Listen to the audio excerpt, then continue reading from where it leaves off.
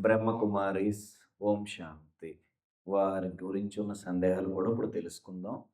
ఎవరన్నా ఆ తత్వాలను ఫాలో అయితున్నట్లయితే కొంచెం ఓపిక పట్టండి. ఇంటికి వెళ్ళే ప్రశ్నలు కూడా వేదురు గాని. గురువుగారు, పరమాత్మ సకల చరాచర జగత్తులో అణువు నుండి బ్రహ్మాండం వరకు సమస్తాన్ని వ్యాపించలేదు. కేవలం పరాంధామములో జ్యోతి బిందువు రూపంలో మాత్రమే ఉంటాడని ఈ సంస్థ చెప్తున్నారు. హ్మ్. ఇది ఎంతవరకు నిజం? ఎందుకంటే సైన్స్ కూడా everything comes from N atom అన్న విధానాన్ని ఒప్పుకుంది. హ్మ్. మరి వీరి దాకా వస్తే మాత్రం ఈ సకల చరాచర జగత్తు గురించి కానీ, ఈ ప్రస్తావన ఏమీ తేకుండా కేవలం ఒక జ్యోతి బిందువు రూపంలో మాత్రమే ఆ పరమాత్ముడు ఉంటాడని చెప్పి వాదిస్తున్నారు. అప్పుడు సర్వవ్యాపి ఎలా అవుతాడండి పరమాత్మ? ఒక చోట ఉండేవాడు ఒక్క చోటకి చెందినవాడు అవుతాడు. భగవంతుడు సర్వాంతర్యామి కూడా మనం అనుకునేది. మన అవునండి. ధర్మంలో భగవంతుడు సర్వాంతర్యామి. ఎక్కడైనా ఉండగలడు ఆయన. అవును గురువు. ఒక బిందు స్థానంలోనే ఉంటాడు అన్నప్పుడు ఆయన భగవంతుడు ఎలా అవుతాడు? అంటే అక్కడ కాకుండా ఇంకొక స్థానంలో ఉంటే దానికి ఆధిపత్యం వేరే ఎవరికో ఉండుండాలి. అవునండి. ఇప్పుడు ఈ సర్వత్రా వ్యాపించి ఉన్నప్పుడు, ఇప్పుడు ఇందుగలడందు లేడని సందేహము వలదు అన్నప్పుడు కదా సర్వాంతర్యామిని పెంచుకోగలిచేది. అవును గురువు. ఒక బిందు స్థానంలోనే ఉంటాడు. అదొక లైట్ పెట్టి మీరు చెప్పేది అదేనా? అవునండి. ఒక ఫోటోలో ఒక ఎర్ర బల్బు ఒక పెడతారు. బిందువు నుంచే ఆయన వ్యాపించారు అది చెప్పండి. బిందువు నుంచి వ్యాపించే అనే తత్వాన్ని మనం మన ధర్మంలో ఆధారంగా తీసుకొని చెప్పుకోవచ్చు. బిందువు నుంచి అంటే ఇప్పుడు శ్రీచక్ర ఉంది. అవునండి. మూలం బిందువే ఉంటుంది. బిందువు మీదే పార్వతీ పరమేశ్వరులు కూర్చునుంటారు. బైందవాసన అని కూడా మనం చెప్తాం. శ్రీ లలితా సహస్రనామ స్తోత్రంలో. ఆ బిందువు వేరు. ఆ బిందు స్థానంలో ఉన్నాడు. కానీ అమ్మ చైతన్య సర్వ చైతన్య శక్తి. మొత్తం అంతటా నిండి ఉన్నటువంటి శక్తి పరమేశ్వరుడంటే. అంటే అవునండి. అక్కడ మాత్రమే స్పెసిఫిక్‌గా ఒక చోటు చూపించి ఇక్కడే ఉంటాడు అని చెప్తే ఆయన భగవంతుడు అనడానికి వీల్లేదు. అవును. ఎందుకంటే సర్వాంతర్యామి అనే పదం అప్పుడు ఉపనిషత్తంతా వ్యర్థమైపోతుంది. ఉపనిషత్తు ఏం చెప్తోంది? ప్రతి చోట భగవంతుడు ఉన్నాడని కదా చెప్పేది. అన్నిట్లో. సర్వత్రా వ్యాపించి భగవాన్ సర్వత్రా వ్యాపించి ఉన్నాడు. అవునండి. సర్వత్రా వ్యాపించి ఉన్నప్పుడు సర్వవ్యాపకత్వం భగవంతుడికి ఇచ్చినప్పుడు బిందు స్థానం మాత్రమే అంటే అప్పుడు ఏకత్వం ఒక చోటకి ప్రదేశం నిర్దేశింపబడిపోయింది. భగవంతుడు ఎలా అనగలం అయినప్పుడు? భగవంతుడు సర్వాంతర్యామి. సర్వాంతర్యామి. సర్వాంతర్యామి అంటే ప్రతి జీవుల్లోనూ ఉన్నాడు. అవునండి. చిన్న విషయం కాదు సనాతన ధర్మం అంటే. ఒళ్ళు గగురు పుడిచే అంశాలున్నాయి. ప్రతి ప్రాణిలోనూ ఉన్నాడు. చీమలో, పిపీలకాదుల్లో ఇంత ఇంత చిన్న చిన్న పురుగుల్లో కూడా ఆయన ఉన్నాడు కాబట్టే కదా అవి నడవగలుగుతాయి చైతన్య రూపంతో. సర్వ చైతన్య రూపాంతాం ఆద్యాం విద్యాం చ ధీమహి బుద్ధిజ్ఞానః ప్రచోదయాత్. ఇది గాయత్రి అండి. ఇందాక గాయత్రి గురించి వచ్చిందాక ఒక మాట చెప్తాను. ఈ గాయత్రి చదువుకోండి అందరూ. ఇది గాయత్రే. ఆ గాయత్రి మంత్రంలో ఏమొచ్చో ఇక్కడ అదే వచ్చింది. సర్వ చైతన్య రూపాంతాం ఆద్యాం విద్యాం చ ధీమహి బుద్ధియాన్నః ప్రచోదయాత్. ఇది సర్వులు చదువుకోదగ్గది, అర్హత ఉన్నది. వ్యాస భగవానుడు ఇచ్చాడు సాక్షాత్. దేవీ భాగవతంలో చెప్పిన మొట్టమొదటిది. ఆద్యాం విద్యాం చ ధీమహి సర్వ చైతన్య రూపాంతం. అలాగే సర్వజీవుల్లోనూ చైతన్య రూపంగా ఉన్నదాయన. ఒక చోటకి పరిమితం చేయకూడదు. భగవంతుడు అపరిమితుడు. అపరిమితమైన శక్తిని పరిమితం చేసినప్పుడు భగవతత్వంలా కుదురుతుంది. సత్యం కాదిది. కొట్టి పారేయాల్సిందే. సరే గురుగారు. వీరు చేస్తున్న ఇంకో వాదన ఏంటంటే చతుర్యుగాలనేది కేవలం 5,000 సంవత్సరాలే అని. హ్మ్. ఒక్కొక్క యుగంలో 1250 సంవత్సరాలు మాత్రమే ఉంటున్నాయని చెప్తున్నారు. ఒక్కొక్క యుగంలో 1250 సంవత్సరాలు. ఏ ఏ లెక్క, ఏ ప్రమాణం, ఏ ఆధారంగా చేసుకొని చెప్తారు అటువంటి వాళ్ళు? వాళ్ళకేం ఆధారం ఉంది? మనకి అనేక పురాణాలు, గ్రంథాల ఆధారంగా ఉంది. జ్యోతిష్ శాస్త్రం ఆధారంగా, ముఖ్యంగా సూర్య సిద్ధాంతం అనే గ్రంథం ఆధారం తీసుకొని మాట్లాడుతున్నప్పుడు. మా సబ్జెక్ట్ జ్యోతిష్ శాస్త్రం అడిగారంటే మరీ సంతోషం నాకు. అవును గురు. సూర్య సిద్ధాంతంలో కూడా స్పష్టంగా చెప్పబడి చతుర్యుగ ప్రమాణం. ఒక్కొక్క యుగానికి ఎంత ప్రమాణం ఉన్నదండి అందులో స్పష్టం చేయబడింది. కృతయుగం, కలియుగం దగ్గర నుంచి చూద్దాం. 4,32,000 సంవత్సరాలు. మనం గతంలో చండీ హోమాల్లో కూడా చాలా సార్లు ఇది నాకు చెప్పిన గుర్తు నరసీపట్నంలోనే. ఒక 3 సార్లు 3 సంవత్సరాలు బట్టి ఈ విషయాన్ని మనం చెప్తూనే ఉన్నాం. 4,32,000 సంవత్సరాలు కలియుగ ప్రమాణం. 4,32,000 సంవత్సరాలు కలియుగం అంటే 4 భాగాలు చేయండి కలియుగాన్ని. 4,32,000 డివైడెడ్ బై 4 ఈక్వల్ టు 1,08,000 సంవత్సరాలు. 1,08,000 సంవత్సరాలు గడిస్తే కలియుగంలో ఒక పాదం పూర్తవుతుంది. కలియుగే ప్రథమ పాదే అంటున్నాం కదా! 1,08,000 సంవత్సరాలు గడిచిపోతే కలియుగే ద్వితీయ పాదే అని చెప్పాలప్పుడు. మొన్న ఒక ఆయన అలాగే ఇలాంటి వివాహం చెప్తే కలిగే ద్వితీయ పాదం వచ్చేసింది. ద్వితీయ పాదే అని సంకల్పం చెప్పేస్తున్నాడు ఆయన. అంటే ఇలాంటి వాళ్ళ మాటలు పట్టుకుందన్నమాట. దీనికి రెట్టింపు 8,64,000 సంవత్సరాలు ద్వాపరయుగం. దానిపైన త్రేత 12,96,000 సంవత్సరాలు. దానికి 4,36,000 సంవత్సరాలు 32 సంవత్సరాలు కలుపుకోవాలి. 17,28,000 సంవత్సరాలు కృతయుగం. దీని మొత్తం కలిపి 43,20,000 సంవత్సరాలండి. దీన్ని చతుర్యుగం లేదా మహాయుగం అంటారు. సూర్య సిద్ధాంతం అనే గ్రంథం జ్యోతిష్ శాస్త్రంలో స్పష్టం చేసింది. అద్భుతమైన ఆధారపూర్వకంగా ఉంది. ఇంకా విశేషాలు కూడా ఉన్నాయి. కనుక ఈ సంస్థ ఏదైతే చెప్తోందో ప్రతిపాదించిన విషయం పూర్తిగా తప్పు. ఓకే గురుగారు. శివభగవానుడు కలియుగంలో దాదా లేక్రేజ్ అనే ఆ! వృద్ధ మానవుని శరీరంలో చేరి మనకి గీతోపదేశం చేస్తారని వీళ్ళు చెబుతున్నారు. వీళ్ళ లెక్క ప్రకారం శ్రీకృష్ణ భగవానుడు అసలు గీతోపదేశం చేయలేదనే వాదిస్తున్నారు. మరి దీనికి సమాధానం ఏంటి? వాళ్ళకి సమాధానమే చెప్పక్కర్లేదు మనం. ఎంచేతంటే కృష్ణుడే లేడనే వాడికి కృష్ణుడు భగవంతుడు భగవానుడు భగవాను వాచ అని చెప్తే మాత్రం మనకి ఏం ప్రయోజనం? అలా వాళ్ళొచ్చి అవతారం తీసుకుని ఏదో అన్నారు లేక్రేజ్ ఆయన ఆ వృద్ధ మానవుడు రూపం శరీరంలో ఈయన చేరుతారంట. ఎవరు? పరమశివుడు ఆ! కలియుగంలో హ్మ్. చేరి గీతోపదేశం చేస్తారంట.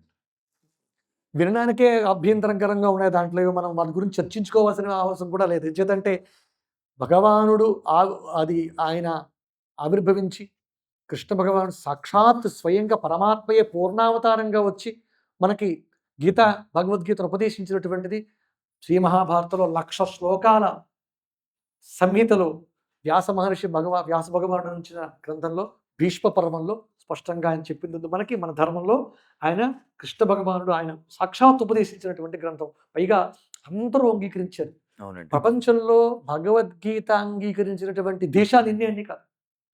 దురదృష్టం ఏంటంటే భారతదేశంలోనే ఇటువంటివన్నీ మతాలు పుడుతున్నాయి. ఇతర దేశాల్లో మ్లేచ్ఛ మతస్థులు మ్లేచ్ఛ దేశాల్లో కూడా వాళ్ళు కూడా అంగీకరిస్తున్నారు. ఈ మధ్య విశేషంగా ఆనందించాల్సిన అంశం ఏంటంటే అమెరికా లాంటి దేశాల్లో మన ధర్మము, మన భగవద్గీత, మన విషయాలు, మన పాతివ్రత్యము, ఏకపత్ని వ్రతము, పతివ్రత ఇవి ఎక్కువ అవుతున్నాయి. అవునండి. దురదృష్టం ఏంటంటే మన ఊళ్ళల్లో మన దేశంలో ఇవి పాడైపోతున్నాయి. జీవన వ్యవస్థ, దాంపత్య వ్యవస్థ పాడైపోతూ ఉంది. పైగా దీనికి తగ్గట్టుగా చట్టాలు కూడా ఎలా పడితే అలా మార్చి ఇష్టం వచ్చినట్టుగా న్యాయస్థానాలు కూడా తీర్పులు ఇవ్వడం వలన భ్రష్టు పట్టిపోతుంది మన ధర్మం. అయితే ఈ భగవద్గీతని భారతదేశంలో కంట 1,00,000 మంది ఒకే చోట 1,00,000 మంది కూర్చుని అమెరికాలో భగవద్గీత 700 శ్లోకాలు పుస్తకం అక్కర్లేకుండా చిన్నపిల్లలు చెప్పారట. అవునండి. ఇది ఒక జరిగిన సంఘటన. భారతదేశంలో ఎక్కడ 1,00,000 మంది కూర్చొని ఒక్కసారి భగవద్గీత చెప్పారా? లేదు గురు. ఇది బాధపడాల్సిన విషయం.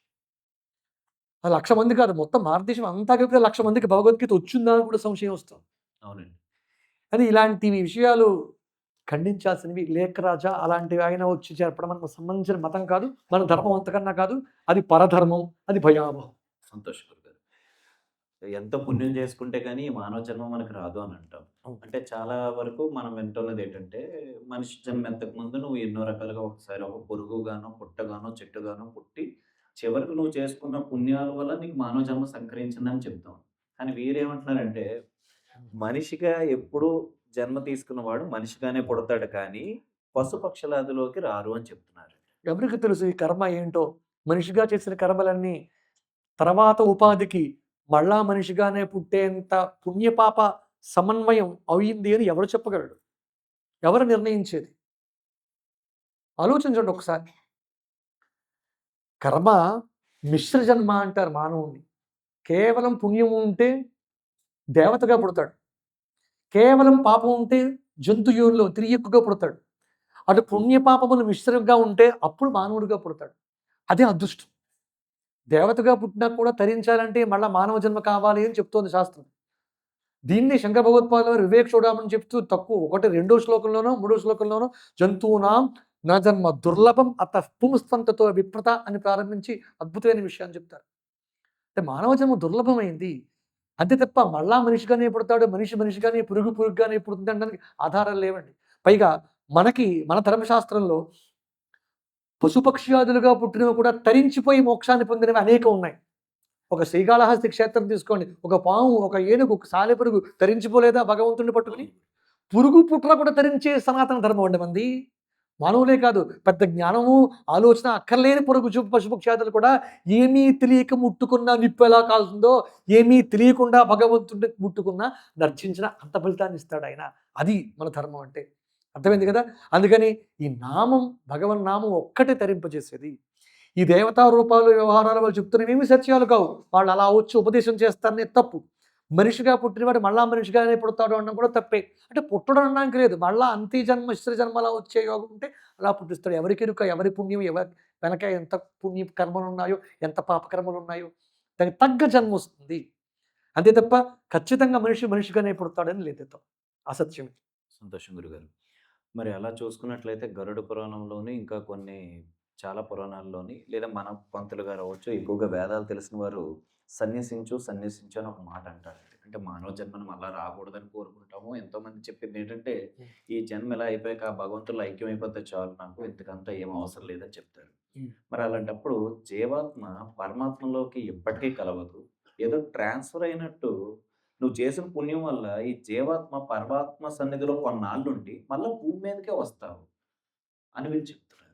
మరి దీనికి మీ సమాధానం ఏంటి? సన్యాసాశ్రమమే స్వీకరించాలి. అదే సత్యమనా? వాళ్ళు చెప్పేదేంటి ప్రశ్న? వారు చెప్పేదాని ప్రకారం ఏంటంటే, నీ జీవాత్మ పరమాత్మలోకి ఎప్పటికీ ఐక్యం కలవదు. కలవదు. అవును. ఐక్యం అవ్వదు. హ్మ్. నువ్వు చేసిన పుణ్యాల వల్ల ఆ పరమాత్మ సన్నిధిలో కొన్నాళ్ళు నువ్వు ఉండి, ఆ కాలం తీరిన తర్వాత మళ్ళా నువ్వు భూమి మీదకి జీవాత్మగా వస్తావన్నది వాళ్ళ వాదన.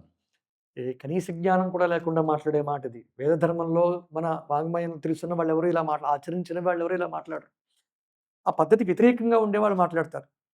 ఎలాగంటే ఒక జీవుడు తరించడం అంటే మళ్ళా పుట్టడం, తరించిన తర్వాత ముక్తినిచ్చాక మళ్ళా పుట్టడం ఉండదండి. అవునండి. పైగా మోక్షము అంటే భగవత్ సారూప్యము, సారూప్యం అందులో మళ్ళా మోక్షాల్లో అనేక మోక్షాలున్నాయి.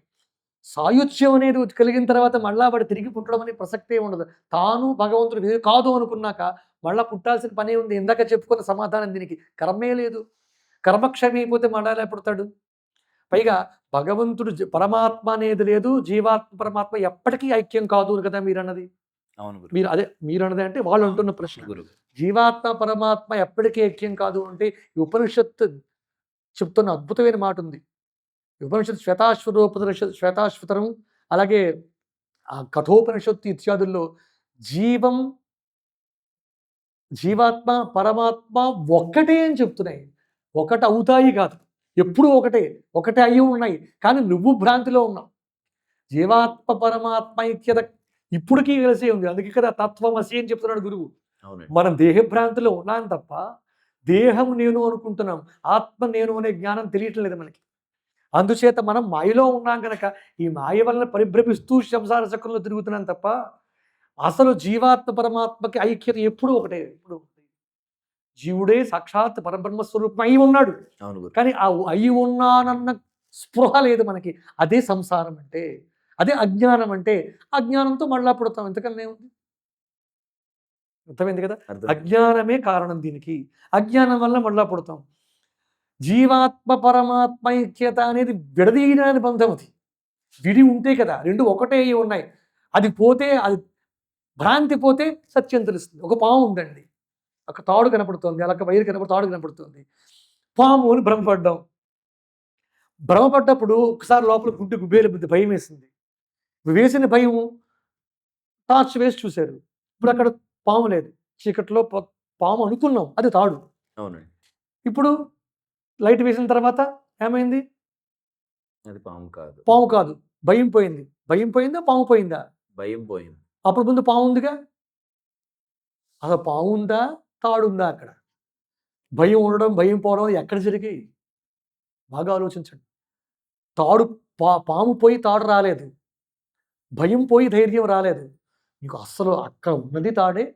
నువ్వు త్రొగలో నీ మనస్సులో ఉన్నటువంటి ఒక భ్రాంతి. దీన్ని రజ్జు సర్పభ్రాంతి అంటారు. ఆ అజ్ఞానం అనే చీకటిలో నువ్వు దాన్ని చూసే కనుక నీకు అది పాములా కనపడింది. నువ్వు ఒక జ్ఞానం అనే వెలుగు టార్చ్ చేసావు దాని మీద. ఇప్పుడు ఏమైంది? వెలుగు అనే గురువు ఇచ్చే జ్ఞానం దేహం అనే భ్రాంతి పోయి పరమాత్మ నువ్వే అనే జ్ఞానాన్ని ఇస్తాడు. ఇప్పుడు ఇంకా మోక్షమే. అర్థమవుతుంది కదా? ఇప్పుడు ఆ వెలుగనే గురువు ఒక్కసారి టార్చ్ వేసి చూపించాడు అనుకో, అది నువ్వే. గురువు పట్టుకొచ్చి పామును తీసి తాడు పెట్టట్లేదు. సత్యాన్ని చూపిస్తున్నాడు. అది కాదు నువ్వు భ్రమపడుతున్నావు, భ్రాంతి నేను చూశాను, నాకు తెలుసు. ఎందుకంటే ఆయన అనుభవించి ఉన్నాడు. అది గురువు అంటే. అనుభవమే గురువు. వివేకానంద చెప్పిన గొప్ప మాట. అనుభవమే గురువు అండి. ఆ అనుభవం ఆయన గురువు కనుక ఆయన ఎప్పుడైతే జ్ఞానాన్ని వెలుగుని వేసాడో ఆ వెలుతురులో మనకే గోచరం అవుతోంది. వెలుగు వేసాక చూపించక్కర్లేదు ఇంకా. అది కాదయ్యా, పాము కాదయ్యా తాడని చెప్పాలా? నువ్వు భయం పోగొట్టుకో అని చెప్పాలా?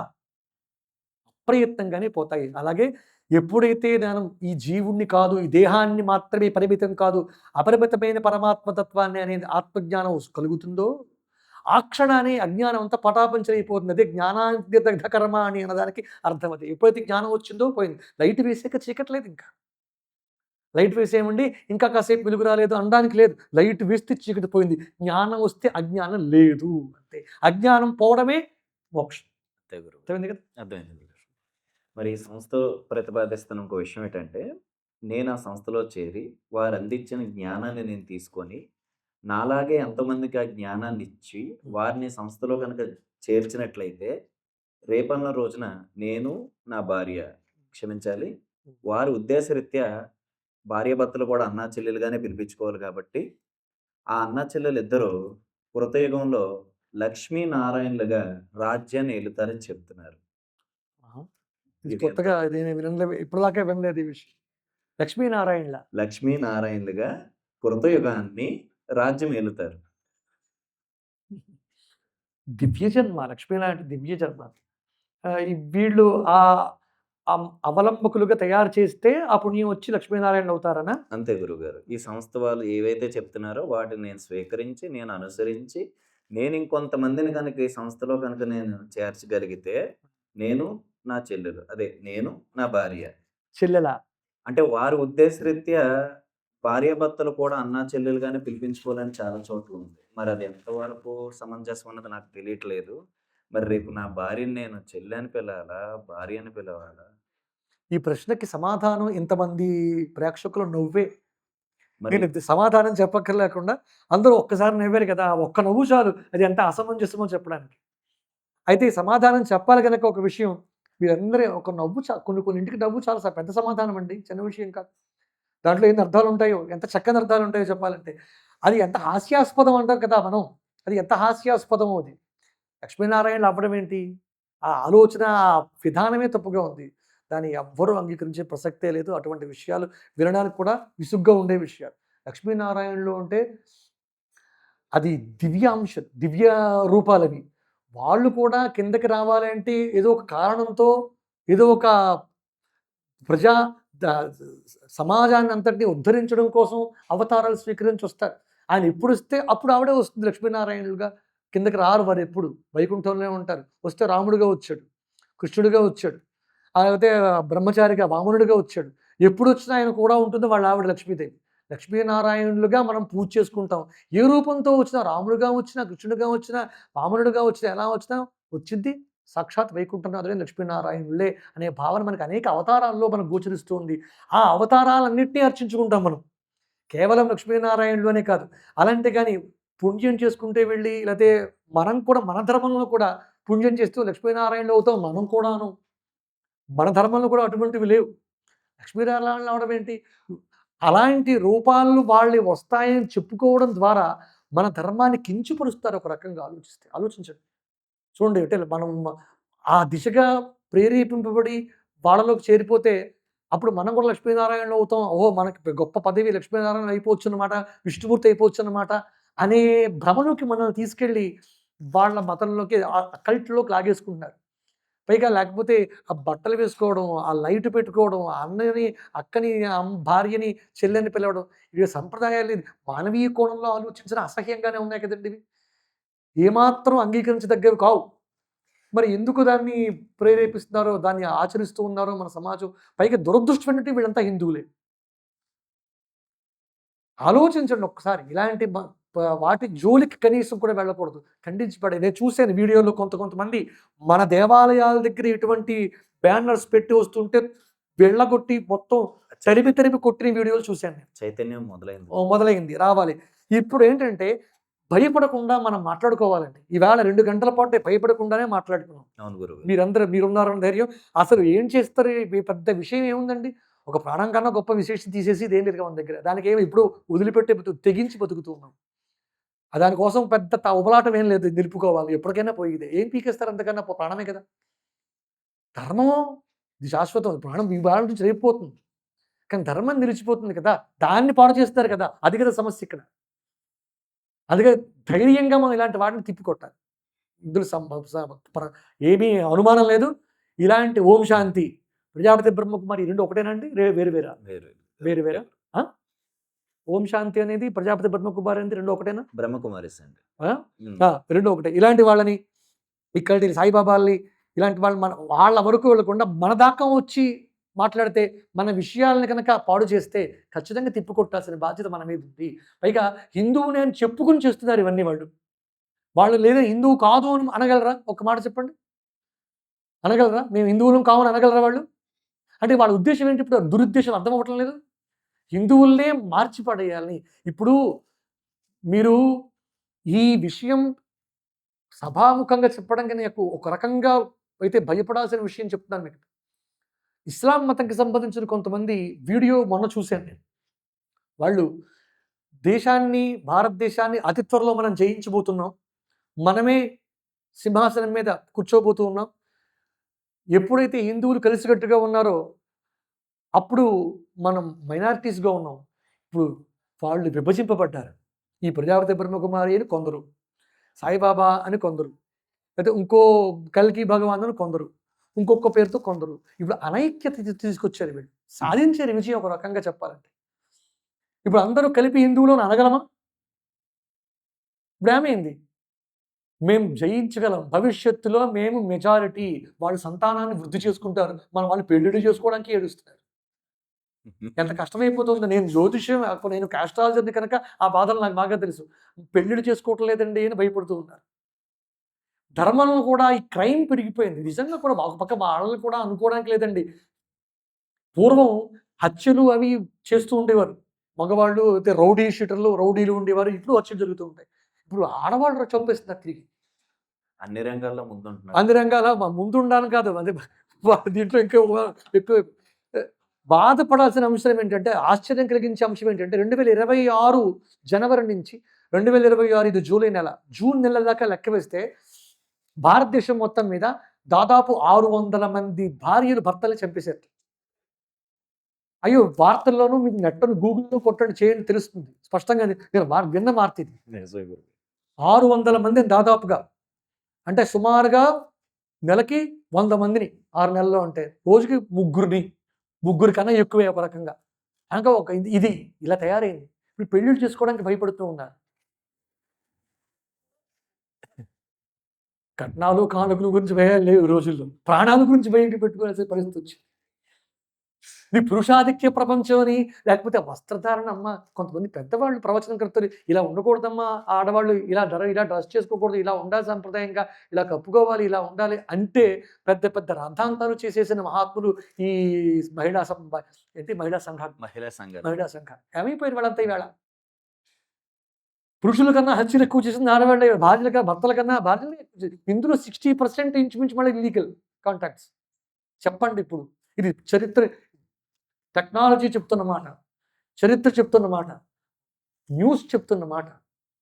కాదనగలరా దీన్ని? మన సమాజం ఇలా తయారైతే, హిందూ ధర్మం ఇలా ప్రవర్తిస్తూ ఉంటే, ఇలా వెళ్ళిపోతూ ఉంటే, సంతానాన్ని కనడమే లేదు. పెళ్ళిళ్ళు అవ్వకపోయి సంతానం కనుక్కుంటుంటే క్షయమైపోతూ ఉంటుంది. వాళ్ళు పెరిగిపోతూ ఉన్నారు. అదే వాళ్ళ ధైర్యం. ఆ వీడియో మనం చూశాను నేను. ఇలా భవిష్యత్తులో మనమే రాజ్యాన్ని పరిపాలిస్తాము అని వాళ్ళు చెప్పుకున్నారు. ఇంకా ఎక్కువ మంది సంతానాన్ని కందాం అని వాళ్ళు అనుకుంటున్నారు.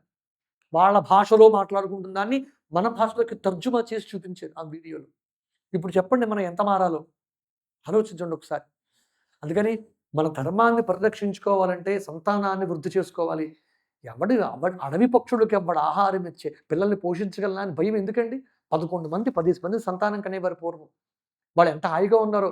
ఒక్కను కూడా పెంచడానికి భయపడిపోతున్నారు ఈవేళ. మనం ధర్మాన్ని ప్రజా సంపత్యర్థ వివాహం ఎందుకు చేసుకోవాలి అంటే, ధర్మ ప్రజా సంపత్యర్థం వృణీమహే. ఎంతమంది ఎక్కువ పిల్లలుంటే అంత ఐశ్వర్యవంతులుగా చెప్పుకునేది కాలం ఒకప్పుడు. సంతానం కూడా ఒక ఐశ్వర్యం అండి అది. సంతాన లక్ష్మి అంటామా అనమా? సంతానం ఒక ఐశ్వర్యం. నువ్వేం పెంచక్కర్లేదు. నిన్ను పెంచేవాడే ఒకడు ఉన్నాడు. అందరికి నారు పోసినవాడు నీరు పోయడా అని లేదా సామెత? ఆయనే పెంచుతాడు. నువ్వు ఏం పెంచితే పెరిగావు, ఎవరు పెంచితే పెరిగావు. అందుకని ఆలోచించకండి. సంతానాన్ని వృద్ధి చేయాలి, మన ధర్మాన్ని వృద్ధి చేసుకోవాలి. తద్వారా హైందవ సనాతన ధర్మాన్ని, మన దేశాన్ని రక్షించుకోవాలి. సంతోషం. మనం ఎన్ని చెప్పినా మూర్ఖత్వానికి సైన్యం ఎక్కువ. తర్వాత విషయం గురుగారు, ఆత్మ అన్నది ఈ 2 కనుబొమ్మల మధ్యలో ఉంటుందని, హ్మ్. ప్రపంచంలో కనిపించే ఎన్నో మోహపూరితమైన విషయాలకి పాపపుణ్యాల చేత అది బంధింపబడి, అజ్ఞానం ద్వారా మలినం అయిపోతది మన ఆత్మ అని వీరు చెప్తున్నారు. అసలు ఆత్మకి మలినం అన్నది అంటుకుంటుందంటారా? అసలు ఆత్మ అనేది సర్వవ్యాపకత్వం. ఆత్మ అంతటా ఉంటుంది. అంతటా ఉన్నప్పుడు ఈ ఒక్క చోటే ఉండడం ఏంటంటే ఇందాక చెప్తున్న మాట ఇది కూడా. అవునండి. ఒక చోట భూమధ్యంలో ఉండడం ఏంటి? భూమధ్యం అనేది ఆజ్ఞాచక్ర స్థానం. మనకి షట్చక్రాల్లో భూమికే ఆజ్ఞాచక్రంతో ముగుస్తుంది. పైన సహస్రారం ఉంటుంది. మూలాధారం మొదలుకొని ఈ షట్చక్రాల్లో ఆజ్ఞాచక్రం ఉంటుంది. అంతే తప్ప అక్కడ నాడీ కేంద్రంగా ఉంటుంది కనుక బొట్టు పెట్టుకోవడం, విభూతి ధరించడం ఇలాంటివన్నీ మనం చేస్తాం. అంతేకాని ఆత్మ అక్కడ ఉంటుంది అనేది తప్పు. ఆత్మ అంటే సర్వత్రా మొత్తం శరీరం అంతా చైతన్యమై ఉందో అదే ఆత్మ. కేవలం ఒక వస్తువు కాదు ఆత్మ. పైగా దాన్ని నైనం చిందంతి శస్త్రాన్ని నైనం దహతి పావకః నచైనం క్లేదయంత్యాపో నుశోషిత మారుతః అని స్పష్టంగా చెప్పాడుగా భగవంతుడు గీతలోను. అవును గురువు. దానికి పాపము పుణ్యాలు అంటవు సాక్షీభూతంగా ఉంటుందంటే కేవలం విట్నెస్ అండి ఆత్మ అంటే. నువ్వు చేసే ప్రతి పనికి ఆత్మసాక్షిగా అంటాం కదా. అవును. ఆత్మసాక్షి అంటే ఇక్కడ ఏ చెప్తున్నారు అందరూ కనుబొమ్మల మధ్యన మాత్రం ఆత్మ ఉంటుందని చెప్పి. ఏమి కాదు. వాళ్ళు చెప్పిన తప్పు. అంటే ఆత్మకు పాపపుణ్యాలు కానీ, అజ్ఞానం కానీ అటువంటివి అంటావు. అలాంటి మాటలు అన్నీ ఏమాత్రం నిజం లేదు దాంట్లో. మరొక విషయం ఏంటంటే, అసలు దీని అంటదండి ఆత్మకి. ఆత్మకి ఇప్పుడు చేసే పాపపుణ్యాలు ఉపాధితో చేస్తున్నాం. ఉపాధిగతవన్నీ ఆత్మకు అంటవు. అందుకని ఆత్మ అనేది సర్వవ్యాపి. మనకి సంస్థ చెప్పేటటువంటి మాట తప్పు. సందేహం లేదు. సరే గురుగారు. వీరు చెప్తున్న ఇంకొక మాట ఏంటంటే, స్వర్గం అనేది నీకు ఎక్కడో లేదు. ఈ భూమి మీదే ఉంది. అది కృతయుగంలోనే ఉంది. ఈ సంస్థానంలో ఏవైతే చెప్తున్నామో వాటిని నువ్వు నలుగురికి పంచి, వారిని వృద్ధిలోకి తీసుకొచ్చి సంస్థలో గనుక చేర్చినట్లయితే దేవతామూర్తులుగా నువ్వు పూజలను అందుకుంటావు అని చెప్తున్నారు. స్వర్గం అనేది నిజానికి ఒక లోకం కాదండి. స్వర్గం అనేది వాళ్ళు ఏంటంటారు భూమి మీదే ఈ భూమి మీదే ఉంది. అది కృతయుగంలోనే ఉంది. ఇదే స్వర్గం అని అంటున్నారు. ఇక్కడే మనకి మళ్ళీ అందరినీ కూడా మన సంస్థలో చేర్చినట్లయితే మనం దేవీ దేవతలుగా పూజలు అందుకుంటాము అన్న విషయం స్వర్గలోకంలో. చెప్తున్నారు. పుణ్యం చేసి స్వర్గలోకంలోకి వెళ్తారు అనేది ఉంది. అంతే తప్ప మళ్ళా స్వర్గం నుంచి క్షీణే పుణ్యం మృత్యులోకం విశంతి. పాపం ఆ పుణ్యం చేసింది క్షయమైపోతే వచ్చి మళ్ళా కింద భూమి మీద అధో యోనుల్లో పుట్టడం అనేది మనకి మన శాస్త్రం ధర్మం చెప్తున్నటువంటి విషయం. ఇందులో వైరుధ్యం నాకు ఏం అర్థం కాలేదు. తేడా ఏంటంది వాళ్ళు అంటే ఏ వారి విధంగా అర్థం చేసుకున్నారు? అంటే ఎలాగని కాదు గురుగారు. కృతయుగం అని పిలువబడుతున్న ఈ భూమినే వారు స్వర్గం అంటున్నారు. ఓహ్! ఈ భూమిని భూమినే స్వర్గం అంటున్నారు వాళ్ళు. భూమిని స్వర్గం అంటున్నారు. ఈ కాదు. స్వర్గంలోనే నువ్వు ఇంకా జ్ఞానాన్ని పెంచు. మా దగ్గర తెలుసుకున్న జ్ఞానాన్ని నువ్వు పెంచు. నువ్వు దేవతామూర్తి అవుతావు స్వర్గంలో అంటున్నారు. తప్పండి ఇది. లోకాల గురించి వందన మహా సంకల్పాదుల్లో చెప్పబడ్డాయి. ఎన్ని లోకాలున్నాయి? ఊర్ధ్వలోకాలేంటి? అధోలోకాలేంటి? ఇవన్నీ స్పష్టంగా చెప్పాయి. స్వర్గలోకం అంటే ఎక్కడుంటుందనేది ఇప్పుడు ఒక ప్రదేశము అని మనం స్పెసిఫిక్‌గా మనం చెప్పడం కాదు గానీ, స్వర్గలోకం అంటే పుణ్యాలు చేసిన వాడికి సంప్రాప్తమయ్యే ప్రదేశం ఒక చోటు అనుకోవచ్చు. అనేక లోకాలున్నాయి. ఇప్పుడు సైన్సే చెప్తోంది. ఈ భూమండలం లాంటివి ఇప్పటిదాకా ఒకటే ఉందనుకున్నాం. ఎన్నో గోళాలున్నాయి ఇలాంటివని వాళ్ళే చెప్తూ ఉన్నారు. అవునండి. మనకి అంతంత దూరాన అనంత విశ్వంలో, అనంత కాలాల్లో ఎక్కడో ఏదో ప్రదేశంలో ఏవో లోకాలు ఉండుండొచ్చు. అవును గురు. ఇలాంటి వాటిని అంగీకరించిన మతాలు కొన్ని ఉన్నాయి. ఇప్పుడు వీళ్ళు చెప్తుంది తప్పు యథార్థంగా. నిజానికి ఒక క్రిస్టియన్ కూడా ఈ భూమి గుండ్రంగా ఉంది అని చెప్పినందుకనే ఆ కోపర్నికస్, గెలీలియో లాంటి వాళ్ళందరినీ హింసించి కొట్టిందండి, చంపిందండి. అంటే నా అంతరిక్ష ఖగోళ విజ్ఞాన శాస్త్రం మన భారతదేశానికి తెలుస్తున్నంతగా తెలీదు. భూమి బల్లపరుపుగా ఉందని చెప్పారు వాళ్ళు ఆ రోజున. అవును గురువుగారు. బల్లపరుపుగా ఉందంటే అదే ఒప్పుకోవాలి. దానికి బైబిల్‌కి వ్యతిరేకంగా ఉందని చంపేస్తారు ఇంతవరకు. ఇలాంటి మతాలు, ఇలాంటి పాఖండ మతాలు ప్రచురించి వాటిల్ని మనం నమ్మాల్సిన పని లేదు. స్వర్గం అనేది పుణ్యం, కర్మలు చేసినందుకు వచ్చే ఒక సుఖానుభవ ప్రదేశం అంతే. ఆ తర్వాత అది కూడా గొప్పదేం కాదు. మళ్ళా భూమి మీదకి రావాల్సిందే. అంచేత భూమే స్వర్గం అనుకోవడానికి కాదు. ఆ భోగాలు అనుభవించేటువంటి లోకాలు ఎన్నున్నాయో భాగవతాదుల్లో చెప్పబడతాయి ఇవన్నీ. అవును. స్వర్గలోకం గురించి, మర్త్యలోకం గురించి, పాతాళ లోకాల వర్ణన ఇవన్నీ కూడా అక్కడ పురాణాల్లో చాలా చోట్ల ఉన్నాయి. అనేక పురాణాల్లో ఉన్నాయి. అవి ఊర్ధ్వలోకాలు. ఊర్ధ్వలోకాలంటే నువ్వు చేసిన పుణ్యకర్మల వల్ల పొందే ప్రదేశాలు. అక్కడ చేసిన పుణ్యంకి తగ్గ ఫలితాన్ని సుఖం రూపంతో అనుభవిస్తావు. ఆ తర్వాత మళ్ళా పుణ్యం పూర్తయిపోతే మానవ లోకంలో మత్స్యలోకంలో ఏ కర్మకి ఆ తర్వాత ఇంకా ఏ బ్యాలెన్స్ ఉందో దానికి తగ్గ యోనిలో పుడతాం మళ్ళా అవును గురుగారు. అని చెప్తాను మన ధర్మం అయితే. ఉమ్. తగిన భూమి మీద స్వర్గం ఉండనేది తప్పు. సరే గురుగారు. గృహస్థ ధర్మం కంటే సన్యాస ధర్మమే గొప్పదని చెప్తున్నారు వీరు. ఉమ్. వీరి ఉద్దేశ ప్రకారం ఏంటంటే, నువ్వు గృహస్థ ధర్మాన్ని పాటించుకుంటా, సన్యాసిగానే ఉండి, పెళ్లి చేసుకోకుండా, పిల్లలు కనకుండా, నువ్వు జీవితకాలంలో సంపాదించిన ఆస్తి ఏదైతే ఉందో, దానంతటిని సద్వినియోగపరచడం కోసం ఈ సంస్థకి రాసిచ్చేసి, అలా చేసినప్పుడే నువ్వు సద్గతి పొందుతావు. అదే కాకుండా పరంధామంలో ఉంటారని కూడా ఈ సంస్థ చెప్తుంది. మరి ఇదే విధానాన్ని నేను చూసిన ఇంకో పరమతంలో ఎక్కడంటే క్రిస్టియానిటీలో గురువుగారు. వారు కూడా చెప్పేది అదే. ఇప్పుడు దశమ భాగాలను ఒక ప్రక్రియను పెడుతున్నాడు. నువ్వు సంపాదించింది ఏది నీ దగ్గర ఉండకూడదు. ఇలా అందించేయాలి. అప్పుడే నీకు పరలోక ప్రాప్తం కలుగుతది అని అంటున్నారు. ఈ మోహం నుంచి బయటపడాలి అంటే అసలు దీన్ని ఏ రకంగా అర్థం చేసుకోవాలి? ఎందుకు గృహస్థులై సన్యాసించాలి అన్న విధానాన్ని వీళ్ళు పెట్టడానికి గల ఏమన్నా తాత్పర్యం ఉందంటారా వెనక? దీంట్లో 2 ప్రశ్నలు ఉన్నాయి. ఒకటి, సన్యాసాశ్రమం స్వీకరించి వాళ్ళు చెప్పిన మార్గంలో ప్రయాణించాలి. ఇదొకటి. అవునండి. 2, ధనాన్ని వాళ్ళకి ఇచ్చేయాలి. మొత్తం యావదాస్తి. ఆస్తిపాస్తులు ఏముందో సంస్థానానికి రాసి. ఒక్క హిందూ మతం, హైందవ ధర్మంలో ఎక్కడైనా ఏ గుళ్ళో అయినా డబ్బులు ఇవ్వమని బోర్డు గాని ఉందా అండి ఎక్కడైనా? ఇక్కడికి లోపలికి వస్తే గుడిలోకి వస్తే డబ్బులు ఇవ్వాలి అనే బోర్డు ఎక్కడైనా ఉందా? ఒకవేళ ప్రత్యేక దర్శనాలకు రుసుము పెడితే పెట్టుండొచ్చు. నీకు స్పెషల్గా ట్రీట్ చేస్తారు కనుక, నీకు ఒక శీఘ్ర దర్శనం కనుక. సర్వదర్శనం ఒకటి ఉంటుంది ప్రతి చోట. అందుకని ఎక్కడ డబ్బులు వేయాలి, హుండీ పెడతాడు. హుండీలో డబ్బులు వేస్తే కానీ వెళ్ళడం కుదరదు అని చెప్పరు. ఇది నీ జేబులో డబ్బులు ఎంత ఉన్నాయి, 10% దశమ భాగమో పంచమ భాగమో ఇవ్వమని ఎక్కడ డబ్బులు అడగని మతం ఏదైనా ఉందంటే హిందూ మతం ఒక్కటే. పెట్టుకోండి. ఎక్కడ అడిగింది మన ధర్మంగా మనం సంపాదించిన దాంట్లో తృణమో పణమో అక్కడ ఎంతోమంది ఉపాధిని పొందుతున్నారు కనుక మనం కష్టపడి సంపాదించిన ధనాన్ని భగవదర్పణంగా సమర్పిస్తున్నాం తప్ప ఇక్కడ బలవంతాలు లేవండి మన ధర్మంలో. బలవంతం చేసి డబ్బులు ఇవ్వడం అనేది ఏ గుళ్ళోనూ మన సంప్రదాయాల్లోనూ లేవు. పైగా అసలు మనం డబ్బులు వేయడం, మనం కొబ్బరికాయో ఓ పాల్లో ఫలమో కొబ్బరికాయ గుళ్ళోకి వెళ్ళి కొడతాం. భగవంతుడు ఇచ్చిన శరీరంతో కష్టపడి ఆ కష్టాన్ని, ఆ శరీరాన్ని కష్టపడి సంపాదించి ఒక ఉద్యోగమో వ్యవసాయమో వ్యాపారమో చేసి జీతం తెచ్చుకుంటున్నాం. అవునా కాదా? ఇప్పుడు కష్టపడడానికి ఏది కారణమైంది? ఈ శరీరంతో కష్టపడి మనం సంపాదించాం డబ్బుని. ఈ శరీరం ఎవరిచ్చాడు? ఈ శరీరంలో ప్రాణం ఉండబట్టి కదా మనం ఇంత కష్టపడి డబ్బులు సంపాదించి కుటుంబాన్ని పోషించగలుగుతున్నాం. అంటే ప్రాణశక్తి ఎవరిచ్చాడు నీకు? తల్లిదండ్రులు సంగమంతో కడుపులో బిడ్డ ఉండగా ప్రవేశించినప్పుడు అది ప్రాణశక్తిని ఇంజెక్ట్ చేయటం లేదు. ప్రాణశక్తిని ఎవరిచ్చాడు? లోపల కడుపులో 4 నెలలు వచ్చిన తర్వాత ప్రాణశక్తి లోపలికి ప్రవేశిస్తుంది 3వ వారం, 3 నెలల్లో. ఆ ప్రాణశక్తి ఎవరు పంపిస్తున్నాడు లోపలికి?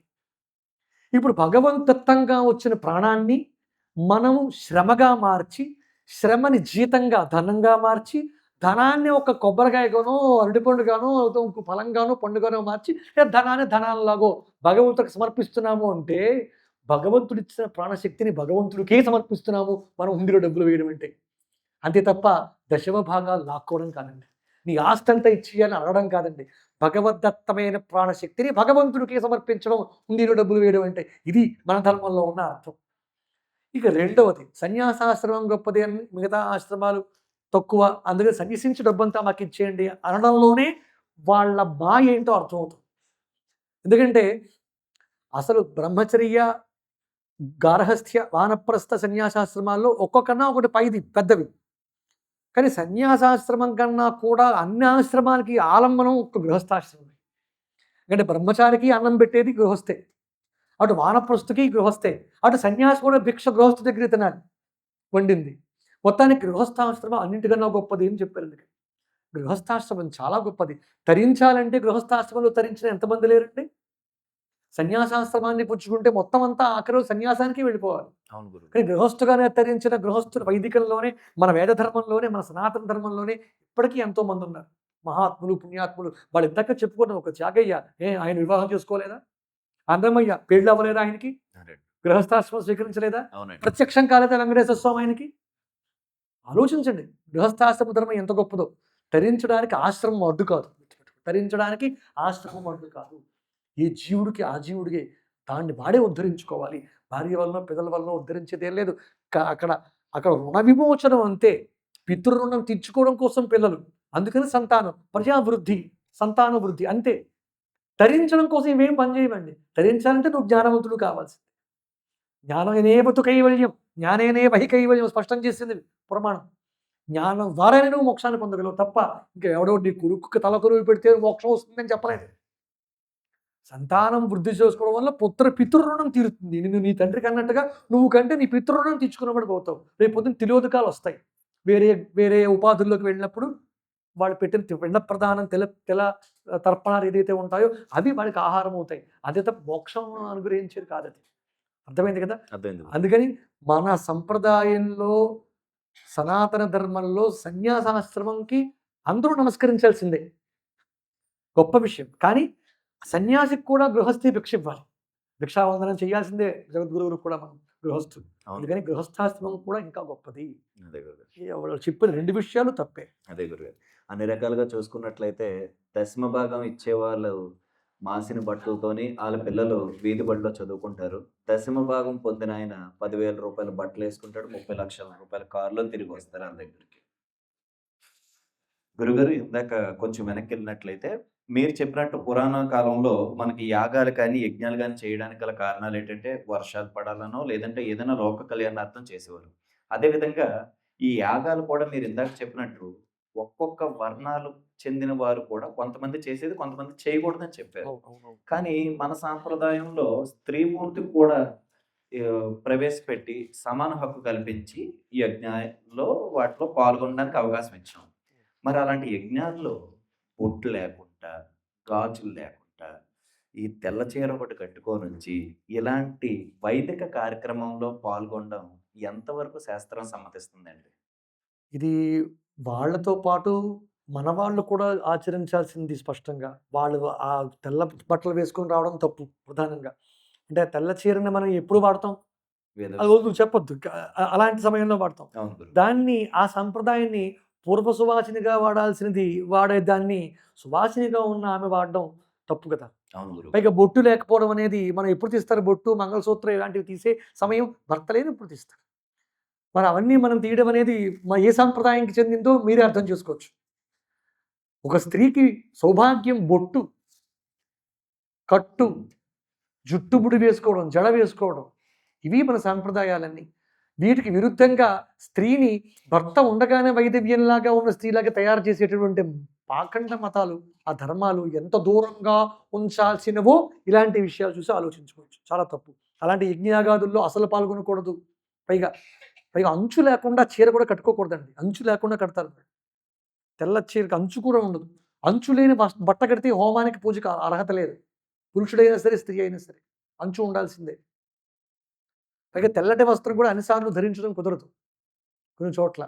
అందులో స్త్రీ మరీ ముఖ్యంగాను ఒక అపవిత్రంగా భావించేటటువంటి సమయంలో ఒకానొక స్థితిలో భర్త విహీనురాలైనప్పుడు మాత్రమే మన ఆచార సాంప్రదాయాల్లో కట్టుకుంటాం.